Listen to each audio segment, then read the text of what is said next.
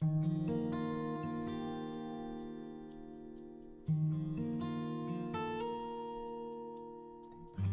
the faint light of the attic, an old man, tall and stooped, bent his great frame and made his way to a stack of boxes that sat near one of the little half windows. Brushing aside a wisp of cobwebs, he tilted the top box toward the light and began to carefully lift out one old photograph album after another. Eyes once bright but now dim, searched longingly for the source that had drawn him here. It began with a fond recollection of the love of his life, long gone, and somewhere in these albums was a photo of her he hoped to rediscover. Silent as a mouse, he patiently opened the long-buried treasures and soon was lost in a sea of memories. Although his world had not stopped spinning when his wife left it, the past was more alive in his heart than his present aloneness. Setting aside one of the dusty albums, he pulled from the box what appeared to be a journal from his grown son's childhood.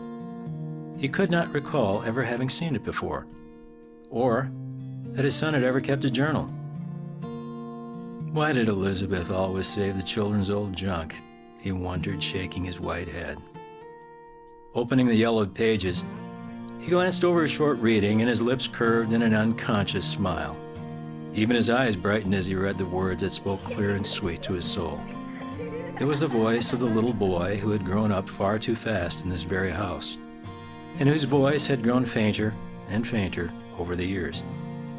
In the utter silence of the attic, the words of a guileless 6-year-old worked their magic and carried the old man back to a time almost totally forgotten. Entry after entry stirred a sentimental hunger in his heart, like the longing a gardener feels in the winter for the fragrance of spring flowers. But it was accompanied by the painful memory that his son's simple recollections of those days were very different from his own. But how different? Reminded that he had kept a daily journal of his own business activities over the years, he closed his son's journal and turned to leave, having forgotten the cherished photo that originally triggered his search. Hunched over to keep from bumping his head on the rafters, the old man stepped to the wooden stairway and made his descent, then headed down a carpeted stairway that led to the den. Opening a glass cabinet door, he reached in and pulled out an old business journal.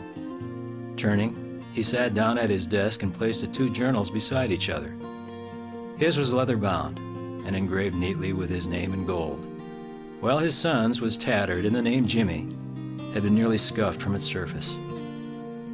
He ran a long, skinny finger over the letters, as though he could restore what had been worn away with time and use.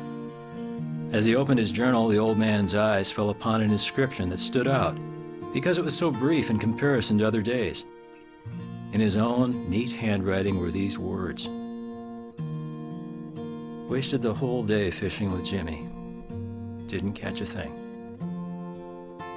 With a deep sigh and a shaking hand, he took Jimmy's journal and found the boy's entry for the same day, June 4. Large, scrawling letters pressed deeply into the paper read, "Went fishing with my dad. Best day of my life."